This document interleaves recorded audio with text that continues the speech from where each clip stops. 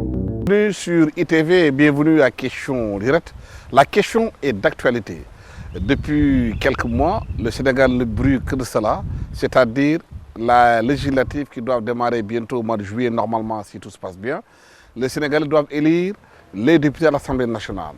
Le débat fait rage, opposition et pouvoir se battent autour du code électoral, participera pas, va participer. Tout ça, c'est un débat qui est posé. Et ce livre sort à son heure, c'est le livre d'Ababakar Safingom, l'Assemblée nationale du Sénégal, relecture d'une longue pratique de la représentation parlementaire, un livre préfacé par Jean-Manuel Gouanze, qu'on connaît partout. Ababakar, pourquoi avez-vous senti la nécessité d'écrire ce livre après avoir été à l'Assemblée nationale, voilà bientôt 16 ans? Merci Hassan, bonjour et merci. En fait, vous l'avez dit, je suis le directeur technique de la dénomination officielle dans l'architecture de l'Assemblée, c'est la direction de l'électronique et de l'informatique depuis 16 ans. Mon travail fait en sorte que j'ai une proximité avec les députés. En dehors du travail dévolu à tout directeur technique, nous gérons le système audiovisuel de l'Assemblée, qui fait que pendant les plénières, nous sommes là obligés de suivre le débat du début à la fin. Nous sommes aussi présents dans les salles des commissions. Donc nous sommes proches des députés, nous les observons, nous sommes ceux avec qui ils sont en contact dès leur arrivée. Donc à partir de cette observation-là, on a vu que malgré toutes les reproches qu'on peut leur avoir, on a vu une certaine volonté chez certains de faire correctement le travail. Et pourtant, quand on retourne dans la société, on voit que l'Assemblée, comme je vais utiliser un mot de votre jargon, n'a pas bonne presse. Et ça ne date pas d'aujourd'hui. Quand on revisite l'histoire de notre pays, on voit que l'Assemblée, l'image qu'elle projette sur la société, n'a presque jamais été, je ne dirais pas négatif en tant que scientifique, je ne veux pas dire négatif parce que je n'ai pas de mesure, mais ça n'a pas été positif depuis le début des indépendances. Et depuis la première législature, 1525 députés ont été élus. On ne peut pas dire qu'ils sont tous mauvais. Donc je me suis dit qu'il y a des dysfonctionnements qui vont au-delà des acteurs. Et là, j'ai étudié 3 points, 3 aspects. C'est l'organe de législation, qui est l'Assemblée nationale, le système représentatif, ou bien le système de représentation de notre pays, et la mise en œuvre de ces missions de représentation. Donc ce sont ces 3 points-là que j'ai étudiés. Je les ai étudiés, j'ai fait des propositions qui, en fait, je n'ai pas la prétention de trouver une solution à ces problèmes-là, mais je vais vous poser un débat qui va au-delà des acteurs, parce que malheureusement dans notre pays, le débat porte souvent sur des problèmes de personnes. Moi, j'ai voulu poser un débat sur l'institution, parce que quels que soient ceux qui seront élus, l'institution ne changera pas. Oui, vous avez dit l'institution ne changera pas, l'Assemblée n'a pas bonne presse. Pourquoi les Sénégalais ont peu confiance à l'Assemblée nationale? Pourquoi les Sénégalais ont de la distance avec cette Assemblée nationale? Et pourtant, les élus sont supposés être des élus du peuple. C'est une bonne question, mais je pense que ça, c'est depuis la première législature. Moi, j'ai vu que d'abord, il y a des dysfonctionnements qui brident l'élan du député quand il arrive à l'Assemblée nationale. J'ai parlé de l'organe de législation. Je vais donner un exemple. Aujourd'hui, on constate une dispersion de la législation. Donc, les aspects les plus visibles aujourd'hui sont les avatars de la législation qu'on voit, et aussi les institutions de substitution. C'est-à-dire, ce sont des institutions qui ne participent pas au vote de la loi, mais qui concurrencent quelque part l'Assemblée. Qui concurrencent quelque part l'Assemblée. On ne peut pas comprendre ça sans revisiter un peu l'histoire de notre institution. Parce que le Sénégal a hérité. Notre pays évolue dans l'environnement institutionnel français depuis le XVIIe siècle. Et de ce fait, naturellement, on a hérité des institutions françaises, c'est-à-dire de la forme de gouvernance des Français. Et là, j'ai parlé du bicamérisme. Le bicamérisme existe en France depuis Napoléon. Il faut dire que toutes nos élites, Léopold Sédar Senghor, Mamadou Dia, Lamine Gueye, toutes ces élites-là ont été formées à cette école-là. Et quand on a eu notre indépendance, on n'a pas rompu. C'est-à-dire il n'y a pas eu un bicamérisme, il n'y a pas eu une chambre haute du Parlement de jure comme ça, on ne l'a pas créé comme ça, mais il y a toujours eu un bicamérisme en fait, au Sénégal. C'était la Constitution de 1959, il n'y avait pas un Sénat, mais c'était un bicamérisme de fait, du fait que c'est l'UPS qui jouait presque le rôle de la chambre haute du Parlement. Toutes les lois, toutes les politiques publiques étaient discutées en amont au niveau. Avant de venir à l'Assemblée nationale. Avant de venir dans le cadre de l'UPS d'abord, avant que ça vienne à l'Assemblée nationale. Voilà. De fait, il y avait un bicaméralisme qui ne disait pas son nom. Qui ne disait pas son nom. C'est exactement ça. Et là, je vais vous donner un exemple. Quand il y a eu le problème entre le président Senghor et le président Mordia, si vous vous rappelez, le président Mordia avait dit que la motion de censure est illégale. Parce que ça n'a pas été discuté en amont dans les instances du parti. Et ça a connu avec le Parti socialiste. Lors de la Deuxième République, ça c'est la Première République. Lors de la Deuxième République, ça a connu avec le Parti socialiste jusqu'à la création du Sénat en 1988.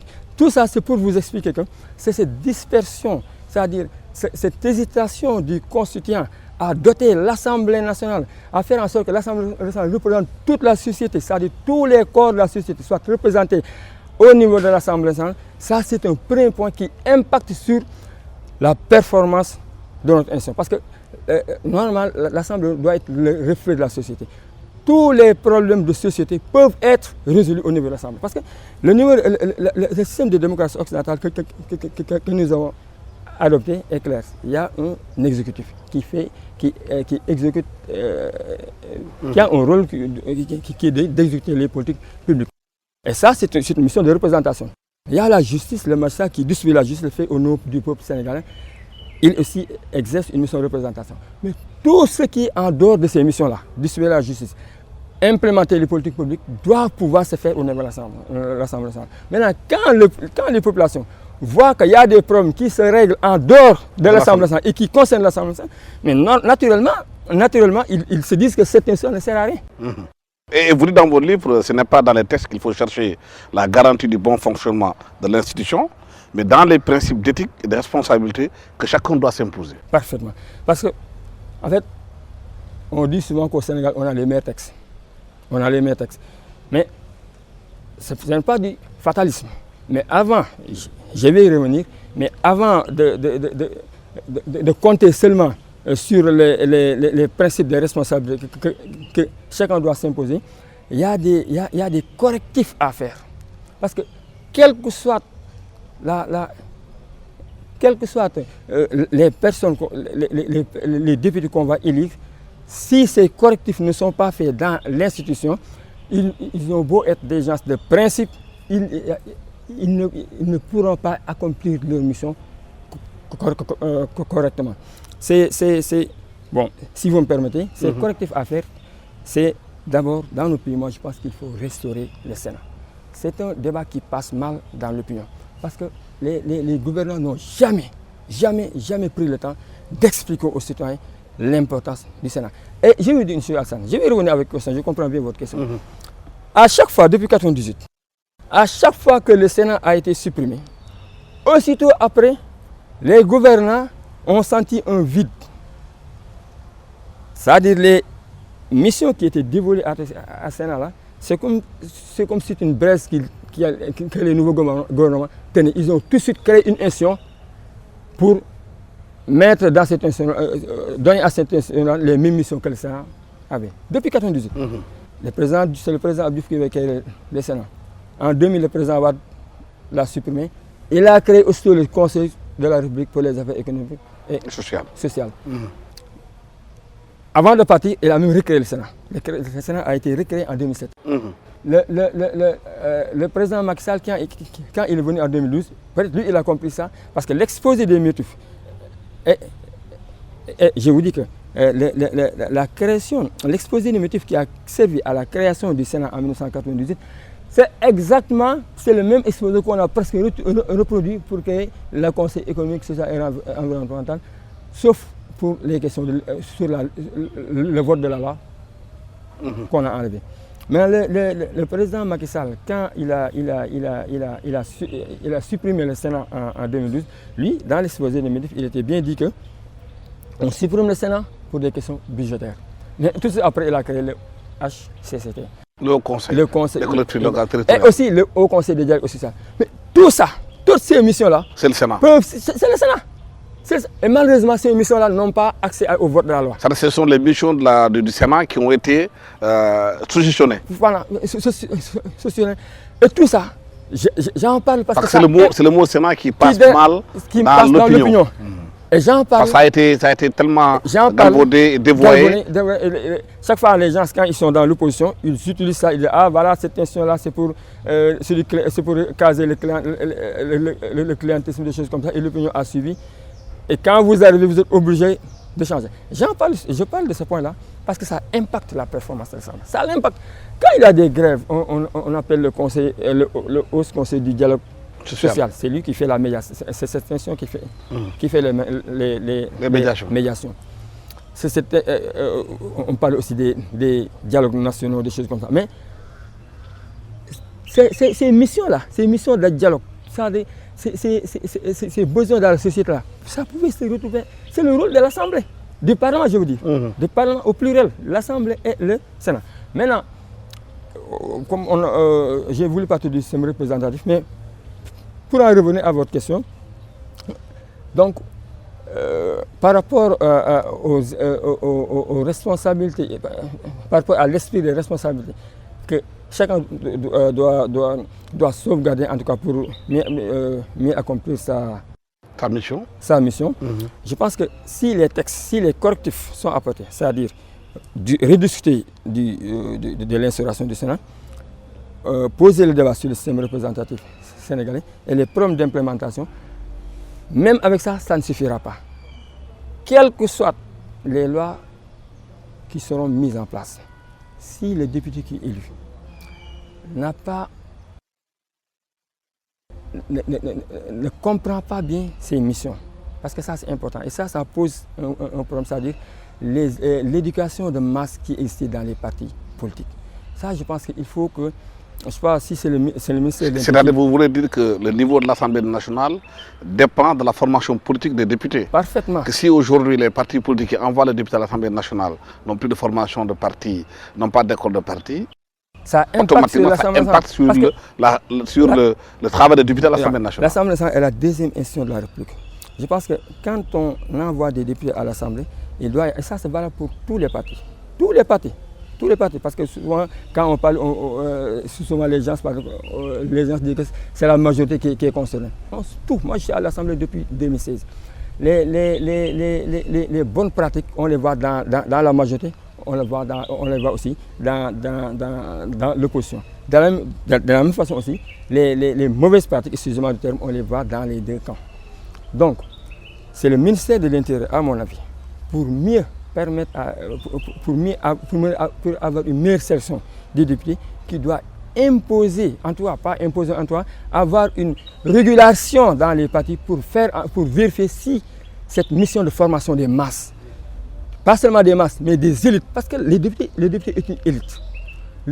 Si la formation des élites est assurée dans les partis politiques, ça, je pense que malheureusement, on n'en parle pas, c'est une affaire qui est laissée aux partis politiques, mais ça impacte toujours la performance. Mais pourquoi les députés pensent-ils que dès qu'ils sont élus, ils ont un mandat impératif?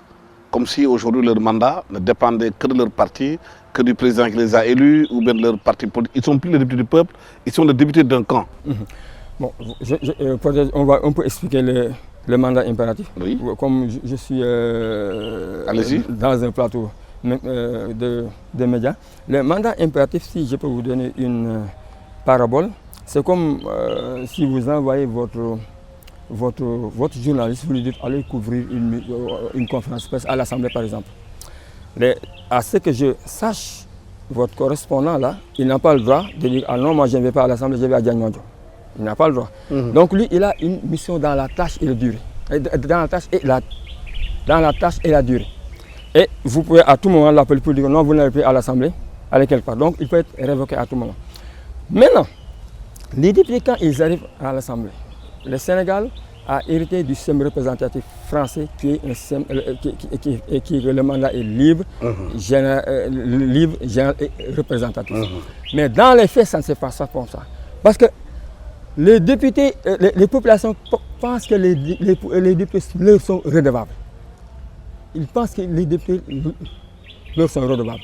Et que le député, dans son travail, il doit toujours avoir, dans son vote, il doit toujours prendre en compte les préoccupations des populations. Les préoccupations des populations, mais aussi certaines populations pensent que le député même doit prendre les consignes de vote, les consignes de sa circonscription. Ça, ce n'est plus un mandat représentatif. Et ça, c'est un autre problème que les députés doivent gérer. Moi, je vois à l'Assemblée que quand ils interviennent, ils sont tout de suite pressés de sortir, d'envoyer dans les groupes WhatsApp locaux, dans les circonscriptions, des interventions, des vidéos de l'intervention. Et ça augmente la pression sur eux. C'est-à-dire, vous êtes obligé, même quand vous votez,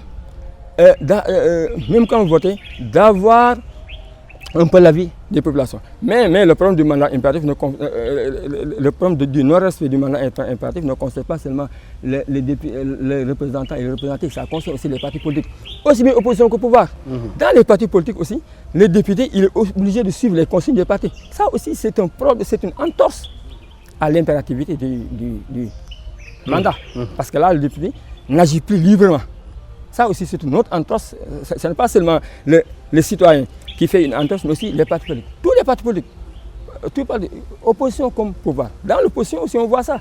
C'est-à-dire, même si vous êtes d'accord, même si ce que le ministre dit vous convainc, il y a des gens qui votent non, aussi dans le pouvoir. Donc, c'est un problème qui est transpartisan et qui doit être discuté, qui doit être posé au niveau de tous les partis. Vous avez posé tantôt aussi le mode d'élection. On a vu la ruée que les députés ont, les candidats à la députation pour être sur la liste nationale et être en bonne position. Les listes proportionnelles et les listes aussi concernant les mandataires, les titulaires, surtout les titulaires et les suppléants. Pourquoi les gens se battent pour avoir les bonnes places? Est-ce que c'est parce que le mandat de député, c'est une sinécure? C'est ça? Bon, ça renvoie à la responsabilité individuelle de chacun. Mais ce que je veux dire, c'est que, vous savez, dans notre pays, le scrutin est double. Il y a des députés qui sont élus dans le ressort national, c'est la liste nationale, la liste proportionnelle. Il y a d'autres qui sont élus dans le ressort de la circonscription. Et ça aussi, ce scrutin-là aussi impacte, ce mode de scrutin-là aussi impacte toujours la perception que les gens ont de l'Assemblée nationale. Parce qu'on n'a pas le temps de développer, mais les députés qui élisent sur la liste nationale, quelle prise a le citoyen sur son élection? Quelle prise? C'est-à-dire que c'est un gars qui doit son poste à son entretien peut-être au niveau du parti. Et le citoyen, même si c'est un gars qui se représente encore à une élection, mais il n'a pas les moyens de le sanctionner ou pas. Moi, je pense que il nous faut, moi ça que je propose peut-être, ça va maintenant à l'encontre de ce que veut la classe politique. Mais si on veut avoir les mêmes solutions, il faut qu'on ait les mêmes constats. Le constat c'est quoi? Aujourd'hui on observe un décrochage citoyen par rapport au Parlement. Le décrochage citoyen c'est un abandon. En fait, les citoyens ne prennent même plus le temps de voir ce que l'Assemblée fait. Dès que c'est l'Assemblée, ils disent non, c'est pas bon. C'est ça, donc c'est un décrochage carrément. Maintenant, donc, à partir de ce constat-là, moi je pense qu'il faut unifier le mode de scrutin. Et vous dites même qu'à Dakar aujourd'hui, si on introduit beaucoup de gens, certains d'entre eux ne connaissent même pas qui sont les députés de Dakar. Voilà. Si vous interrogez ceux qui ont voté à Dakar, peu vous diront qui sont les députés de Dakar. Mais comment voulez-vous, dans ces conditions-là, Alassane, vous ne connaissez même pas qui vous représente. D'abord, il y a un lien qui n'existe pas entre vous. Vous ne pouvez même pas lui faire part de vos doléances pour qu'il les remonte. C'est lui qui fait l'effort d'aller vers les populations pour remonter les doléances des populations. Donc, comment dans ces conditions-là avoir une bonne perception, une bonne appréciation des populations par rapport à ce que... Il y a d'autres questions fondamentales que vous avez posées, c'est celle concernant la langue. La loi est écrite sur la langue, avec la langue française. La plupart de ceux qui sont, ils ne comprennent pas français, n'arrivent pas à maîtriser les textes.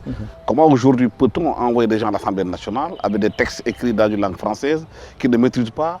Comment peuvent-ils contester ou bien revoir les textes, les lois? Comment ça se passe à l'Assemblée nationale? Bon, vous savez, pour être candidat à la fonction suprême de président de la République, la Constitution le dit clairement, il faut écrire et parler correctement français. Ça ne concerne pas les prérequis pour être candidat à la députation. Maintenant, donc ça introduit toujours les contradictions de notre système nous-mêmes. Malheureusement, tout ça, on n'en parle pas. Je pense que, et là aussi, je ne parle même pas de ceux qui peuvent lire ou écrire en français, mais ça ne suffit pas. Avec la technicité, parce que les textes sont de plus en plus techniques, qui requièrent de l'assistance. Ça, c'est pour ceux qui comprennent, qui savent lire en français. Il y a des assistants parlementaires. Il y a des assistants parlementaires, mais qui sont au niveau des commissions. Que dans les commissions. Que dans les commissions. Au niveau de la commission des finances, bon, ils sont en nombre limité aussi. Ils sont en nombre limité. Là, moi, je suggère. Maintenant, pour la langue française, l'Assemblée quand même a fait des efforts. Depuis 2012, lors de la 12e législature, il y a maintenant des cabines d'interprétation qui sont installées, qui permettent à tous les députés de s'exprimer dans la langue de leur choix et d'être compris par leurs collègues et par le ministre. Parce qu'avant 2012, tous ceux qui intervenaient, tous les orateurs qui intervenaient dans la langue autre que le français, les interventions ne figuraient pas dans le journal des débats. Certains n'étaient même pas disponibles pour la possibilité. Ça, c'est quand il y a des plénières, il y a une session. Mais maintenant, les députés qui doivent lire les textes qui sont écrits en français, comment doivent-ils les comprendre alors qu'ils ne comprennent pas français? C'est un problème qui est là. Quelle solution on peut préconiser par rapport à ça? Ce que je propose, c'est qu'il y ait qu'on renforce les moyens de l'Assemblée nationale. Malheureusement, là aussi, les gouvernants sont un peu frileux.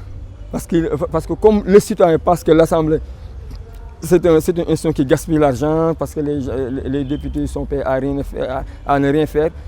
L'institution aussi, l'administration, quand je parle de l'institution, c'est l'administration n'a pas pris le temps d'expliquer ça aux populations. Par rapport à cette question, moi, ce que je suggère, c'est qu'il y ait un partenariat entre l'Assemblée et les universités. Parce que ça, ce problème-là, les assistants parlementaires ne peuvent pas. Et les universités. Et les universités. En quoi faisant? En quoi faisant? Il faut y avoir un partenariat. On peut donner, moi je vais être très concret, on peut donner un numéro vert à un député s'il y a une question sur l'environnement, sur la justice, dans n'importe quel domaine. Il appelle ce numéro vert là, et là il pose un problème, on peut le mettre en rapport avec un étudiant. Et ça permet aussi, parce qu'il y a tellement, il y a beaucoup d'étudiants qui ont leur diplôme et qui ont des problèmes d'emploi. Ça peut leur permettre aussi, non seulement de se familiariser avec la deuxième institution du pays, mais aussi de trouver du travail. Donc le bénéfice est double. Ça peut permettre à ces députés-là de trouver du travail, mais aussi ça, c'est un début de solution par rapport à ces députés-là qui ne comprennent pas les textes. Maintenant, à long terme, je pense que la solution aussi réside dans l'alphabétisation. Parce que même si on peut avoir le meilleur assistant du monde, si on ne comprend pas le texte, ça pose problème. Donc, à long terme, il faut aussi qu'il y ait des programmes. Je ne sais pas, est-ce qu'on va poser comme condition que le député, vous pouvez ne pas comprendre le français, mais que vous soyez alphabétisé dans une langue locale. Parce que ça, vous ne pouvez pas être alphabétisé en français, ni en français, ni dans aucune langue locale. Bon. Si on faisait ça, par exemple, le gouvernement pourrait traduire les documents dans les différentes langues locales pour mieux comprendre. Parce que si les gens ne comprennent pas, sur quelle base ils vont décider. Et tout ça, parce que à chaque fois, moi, celui que je mets au centre de mes préoccupations, c'est le citoyen. Tout ça, le citoyen, il le voit. Ce qui se dit, c'est que ces gens-là ne servent à rien. Et c'est un danger, cette défiance par rapport aux activités du Parlement est un danger pour la République. C'est ce qui fait que les gens trouvent un exutoire de frustration ou bien un moyen de faire remonter, de trouver une solution à le problème dans les réseaux sociaux sur Internet. Moi, je ne suis pas contre les réseaux sociaux, mais l'Assemblée est irremplaçable. Au fond, Si on veut avoir une Assemblée nationale digne de son nom, il faut des réformes en profondeur. Il faut des réformes en profondeur. Ce n'est pas seulement un problème d'homme. Moi, je ne déresponsabilise pas les acteurs. Mais quand le système lui-même doit être revu. Le système doit être revu. De fond en comble. De fond en comble. On doit poser le débat de la restauration du Sénat parce que le mode de désignation de l'Assemblée, qui n'a pas de ciblage dans la société, c'est le mode qui est populaire, qu'il faut conserver. C'est le mode qui est populaire qu'il faut conserver, mais il faut un autre mode, de modifier ce mode-là. Et ça, ce n'est pas bon parce que l'Assemblée, dans tous les pays du monde, c'est ce mode de désignation. C'est le mode qui est populaire où on fait un appel à candidature en ne tenant pas compte des profils des différents candidats. Mais il faut un autre mode. Un mode qui permet de faire entrer les entités territoriales. Aujourd'hui, les entités territoriales sont exclues du Parlement. Ça, c'est au Sénégal seulement qu'on voit ça. Ils sont au niveau des HCCT, mais ils ne participent pas à la législation. Ça, c'est seulement au Sénégal qu'on voit ça. Donc, il faut une autre chambre, une chambre haute, qui cible les entités territoriales, qui permet aux groupes socio-professionnels, aux syndicats, bref, à tous les groupes professionnels de participer à la législation, et aussi aux indépendants. Parce que moi, personnellement, je ne conçois pas la participation des candidats indépendants aux élections nationales. Pour moi, parce qu'il faut protéger le système politique. Il est une des causes de la défiance des populations par rapport au Parlement, c'est la relative crédibilité de la politique au Sénégal. Si la politique n'est pas crédible au Sénégal, l'Assemblée n'est pas crédible. Quand on parle d'Assemblée, c'est la politique. Et dans ce cas-là, vous par exemple, et toujours pour vous montrer que le Sénat, vous depuis plus de 20 ans, vous êtes dans l'espace médiatique, vous avez interrogé plusieurs personnalités, vous avez votre place dans la législation et comme vous avez choisi de ne pas faire de la politique, c'est votre choix. Mais ça ne doit pas vous exclure. L'Assemblée ne doit pas se priver de votre expérience. C'est ça. Et ça, vous pouvez intégrer l'Assemblée par la partie des sénateurs qui sont nommés par le président de la République, qui nomment des gens d'expérience, qui peuvent apporter quelque chose. Mais on ne peut pas continuer avec le système de ciblage là. Si on continue comme ça, il n'y aura pas de solution à l'image que projette l'Assemblée sur la population. La perception des populations sur l'Assemblée sera toujours négative. Et Al-Sam, c'est un danger pour la République. Ouais, bien dit. Ababakar Safingo, merci d'avoir été venu sur ce plateau d'ITV à Question Directe. Je rappelle que vous êtes ingénieur, informaticien, directeur de l'électronique et de l'informatique de l'Assemblée nationale du Sénégal depuis 16 ans. Que vous avez produit ce livre qui s'appelle Assemblée nationale du Sénégal, relecture d'une longue pratique de la représentation parlementaire. Vous appelez à des réformes en profondeur de l'Assemblée nationale pour qu'elle soit une assemblée du peuple sénégalais qui reflète les aspirations des Sénégalais. Aujourd'hui, la question que vous posez là, elle est importante parce qu'elle vient au moment où on se bat, partis politiques au pouvoir, opposition, pour aller à l'Assemblée nationale. Les élections législatives sont prévues, sauf changement de dernière minute, le 31 juillet prochain. Merci d'avoir été avec nous sur le plateau de ITV et merci à toute l'équipe technique qui m'a accompagné pour la réalisation de cette émission. Merci, au revoir.